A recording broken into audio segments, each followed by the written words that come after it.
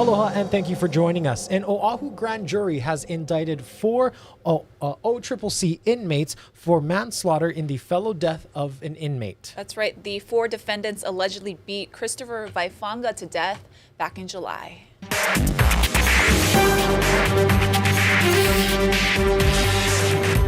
New at noon, our cameras were there as 29-year-old Aaron Tuitelepanga, 27-year-old Bronson Tuitelepanga, 33-year-old Manu Sorensen, and 33-year-old Josiah Palimo'umanu left the sheriff's booking facility on Keawe Street. Vaifanga was found dead in his cell on July 6th. Officials say he was set to go to trial in August on charges of second-degree assault and harassment from a March incident. The mother of 2 of his children say Vaifanga was hoping to get out of OCCC this year and was planning on moving to Texas to be reunited with his kids. Tuitelepanga, Tuitelelelepanga, and Sorensen are being held without bail, while Palimo'umanu's bail is set at $500,000. Crime Stoppers has identified 22-year-old Lino Nedalek as the man shot and killed while sitting in a car on Christmas morning outside the Pu'uvaimomi housing complex in Halawa. Police are still looking for the gunman, who's said to be in his 20s, about 5'5" to 5'8", with a slim build. If you have any tips, call 911. And we have new details on a pedestrian crash that happened in Kapolei this morning.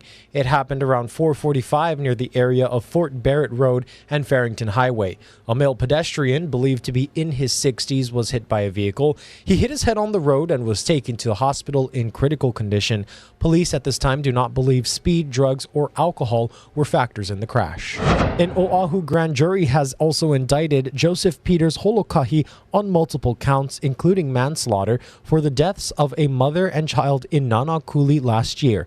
Police say he was speeding and driving under the influence when he slammed into a car parked in front of Kelsey Palispo's home. She and her 7-year-old daughter, Leah Hanakahi, were killed, and her 17-year-old daughter was critically hurt. Peters Holokahi is due in court on Tuesday. Republican presidential hopeful Nikki Haley's recent exchange with a voter at a New Hampshire town hall has kicked up controversy and criticism. This comes amid an already hot campaign trail for 2024. Nicole Skenga has more details from Washington. I do believe Berlin is now my favorite place. Campaigning in New Hampshire Wednesday, Nikki Haley stumbled into a controversy when she was asked about the cause of the Civil War. Well, don't come with an easy question or anything. I mean, I think the cause of the Civil War was basically how government was going to run, the freedoms and what people could and couldn't do. The questioner followed up, expressing surprise that she didn't mention slavery. What do you want me to say about slavery? Next question. The criticism of Haley was swift and bipartisan. GOP rival and Florida Governor Ron DeSantis weighed in today. Not that difficult to identify and acknowledge the role slavery played in the Civil War, and yet that seemed to be something that was really difficult, and I don't even know what she was saying. Fellow presidential contender Vivek Ramaswamy chimed in, saying, "When you try to be everything to everyone, you're nothing to anyone." And President Biden retweeted a clip of the video saying simply, it was about slavery. Wow, look at this. Haley, who served as governor of South Carolina, worked to spin her answer during another stop in New Hampshire Thursday morning. I guess if you grow up in the South, it's a given that it's about slavery. To me, it was about but freedom. What do you do? It's bigger than slavery. That was such a stain on our history. But what do you take from it going forward? Haley has emerged as one of the leading challengers to former President Donald Trump, who remains the frontrunner for the GOP nomination. Nicole Skenga, CBS News, Washington. A dramatic encounter with a baby humpback whale in Waikiki. The ailing calf, separated from its mother, tried to beach itself several times Wednesday before heading back offshore. Wildlife experts are now warning the public to look out for sharks. Kiahi Tucker has more. Corralling the baby. It seems to be following us. We're going to take them to the country channel. Lifeguards caught up with the calf late this afternoon, just off Duka Hanamoku Beach on the west end of Waikiki. Come on, baby. Let's go out. By this time, Noah says the whale had already reportedly beached itself, and some bystanders pushed it back into the water. No, no, no, no. Wrong way, wrong way, wrong way, wrong way. The whale followed the jet skis to the breakwater at the Kaiser's Channel, but kept swimming into the rocks, getting cut up and scratched. Wow, that's some baby whale, bro. What is it doing in here? Oh my God. It was stressing. It was stressing a whole lot. I could just really tell it was just flashing and, using all its energy. And it started swimming out, and it went to the other rocks, and then they got it around that rocks, and then it was going in circles. It kind of went back and forth and was moving pretty slow. Lifeguards warned surfers to watch out for the whale and possibly sharks that smell an easy meal. I mean, I was freaking out. I was thinking, we're for sure shark bait, things are going downhill. NOAA's regional stranding coordinator says it's possible the mother is offshore and they could reunite, but it's unlikely, especially after humans touched it. A veterinarian is on call to help the calf if it comes back on shore. Meantime, surfers and swimmers are advised to stay clear. A small, young animal alone, potentially bleeding, even if it's a small amount, definitely can have the potential to attract sharks, and so it would be very good for the next few days to exercise caution. If you do see the whale or any other distressed marine wildlife, call NOAA's statewide hotline at 1-888-256-9840. A Maui community group that's spearheading water quality testing throughout the Lahaina burn zone just landed a federal grant. FEMA has awarded nearly $180,000 to Hui o Kawaiʻola. The association has been monitoring the coastal waters at 7 locations surrounding the impact zone, as well as other sites in West Maui. So far, researchers are encouraged as there has not been a dramatic change in pH levels and salinity. We were expecting to find something so drastic, and we haven't seen that yet, and we still might see some surprising things, but so far, the ocean's a big body of water, and I think Maui is hanging in there. The Hui tests the waters on a regular basis and plans to immediately gather data following Lahaina's first major storm. The FEMA money helps ensure continued testing and provides new lab equipment. Well, Hong Kong and Honolulu are very different cities, but they still have one thing in common. Both are facing a housing crisis. A growing team of young leaders is looking for solutions that will help them stay in the places where they grew up. Our Emily Cristobal continues our series on housing. Thousands of miles away in Hong Kong, just like here at home, younger generations are bearing the brunt of the housing crisis. But amid the frustration, there's new hope. Thanks to the next generation. I do really want to live here in the future, but I just feel very discouraged. I feel like I cannot live here. Daylin Calistro is just 16 years old, a student at Waipahu High School, already worrying about the future of housing. It's a topic that she and her friends and classmates often discuss. I feel like I'm being pushed away. I don't want to leave this place, but the prices are very high. The high cost isn't only an issue on Oahu, but a growing burden across the islands. I really want to go back to Maui, live, raise a family there, and it is very scary. Jan Victoria San Agustin was born and raised in Kahului. She's a sophomore at Oregon State University, where she's working to get a degree in electrical and computer engineering. She's studying hard so she can one day find a job back home to afford to live in Hawaii.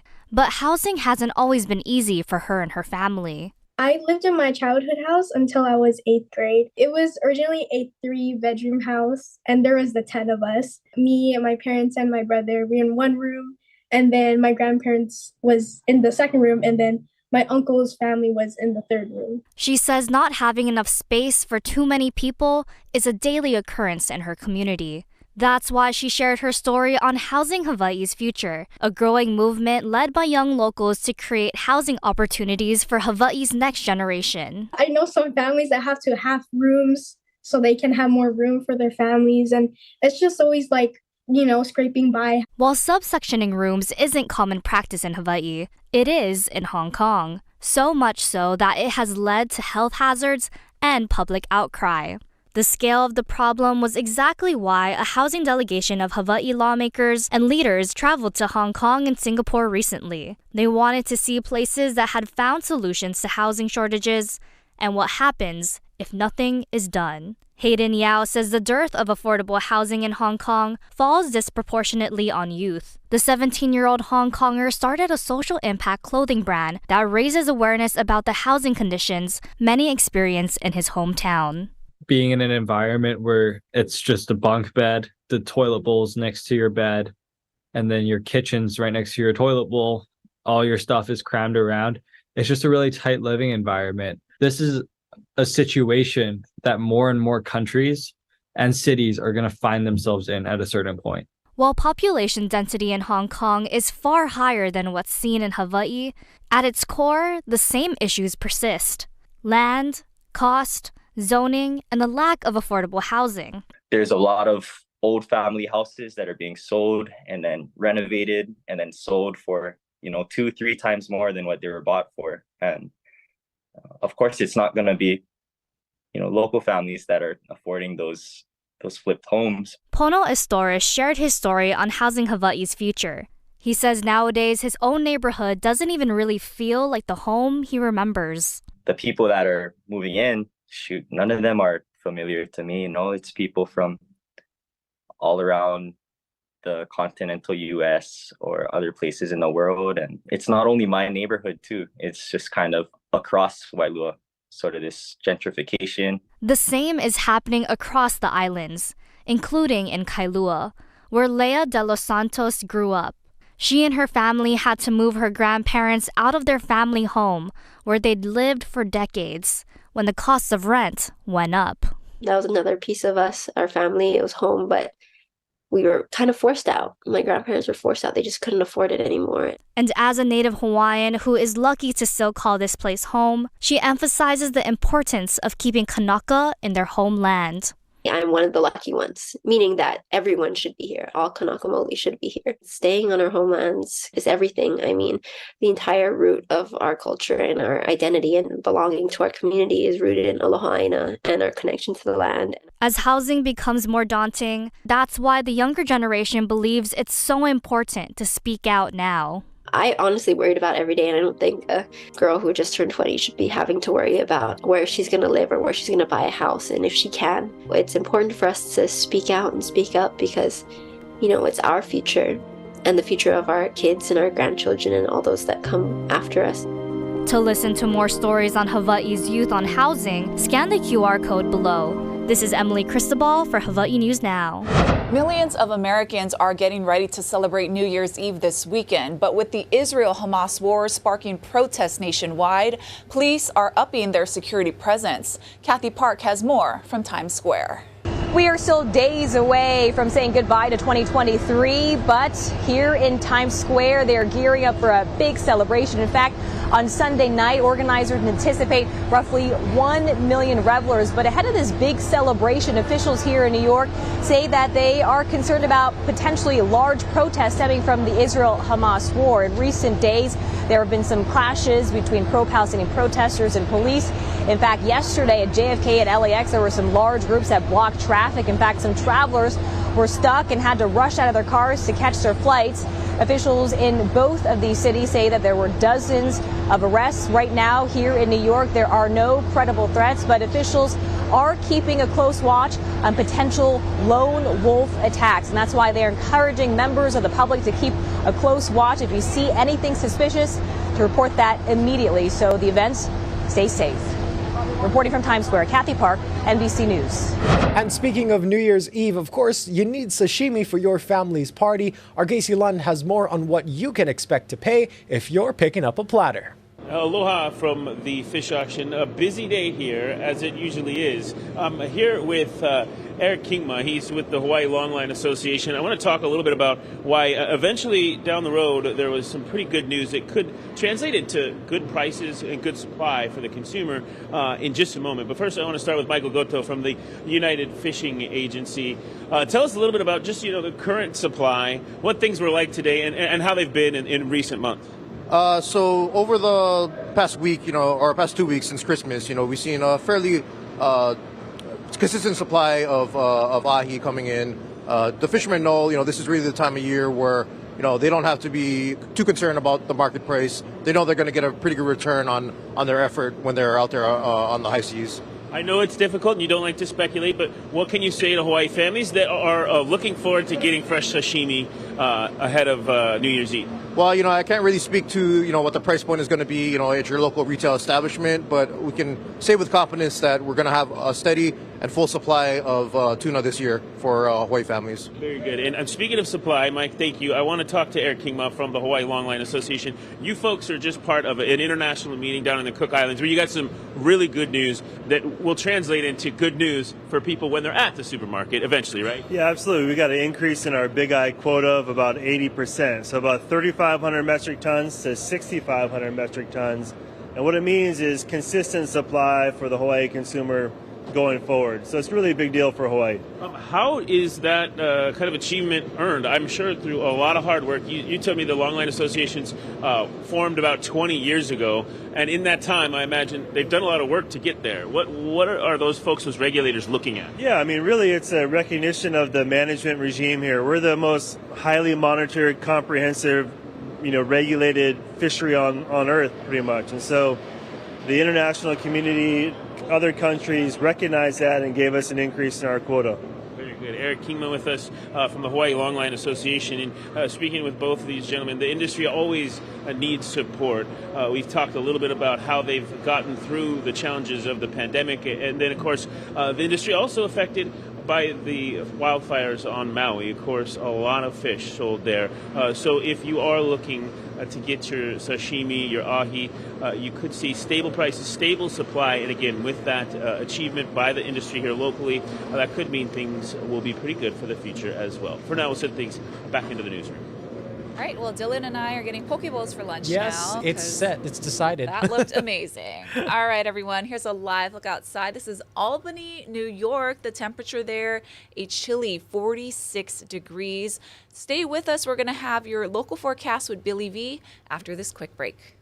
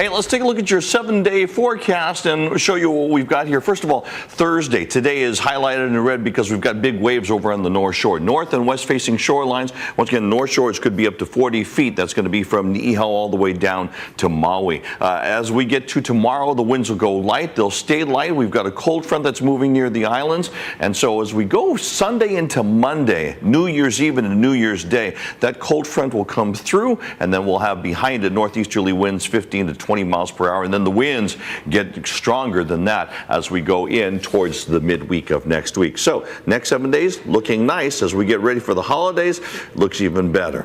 Some vintage Aloha Airlines uniforms now have a new home in UH Manoa's historic costume collection. Former Aloha Airlines flight attendant and UH grad Debbie Martinson donated the pieces to the school's fashion design and merchandising program. She's kept them in perfect condition since the airline's last flight 15 years ago. Everybody who has lived here during the time that it was in service has a memory of flying on Aloha Airlines, and that it was such iconic and ingrained in the islands here. The collection features more than 10,000 clothing items related to the people and history of Hawaii. Well, as the world prepares to ring in 2023, the 17th annual Good Riddance Day took place in New York City's Times Square. It was a chance for people to say farewell to the bad things of this past year. So we said saying goodbye to people-pleasing, self-doubt, and any anxiety whatsoever. My sister was pregnant with her 4th child, and in her 7th month of pregnancy was diagnosed with lymphoma. So thankfully she overcame that battle, but we want to leave that in 2023 and say good riddance to cancer for her and for everybody else.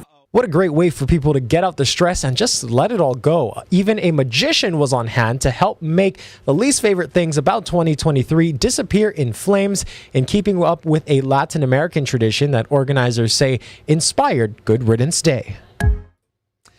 Well, good riddance to all the bad stuff. I love that. All right, everyone. We want to end today's show with a tribute to national stars and figures who left us in 2023. Mahalo for watching. This Is Now.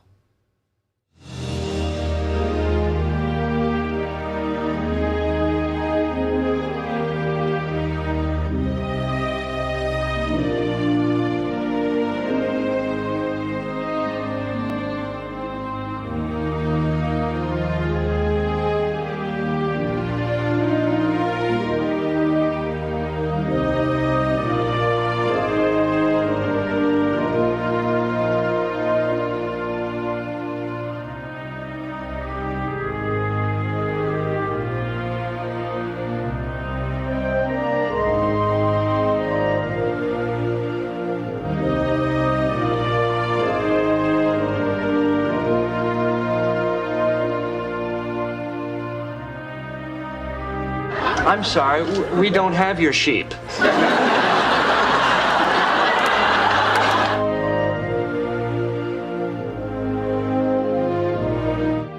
Goodbye, everybody.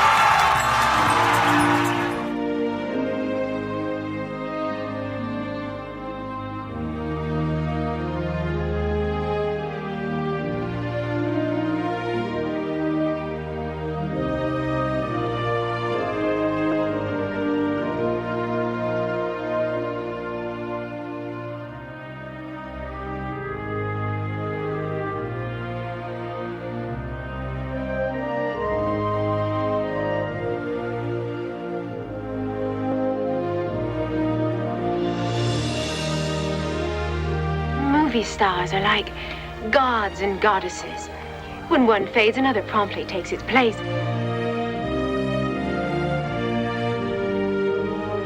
Schlemiel, Schlemazel, Hasenvamp Incorporated.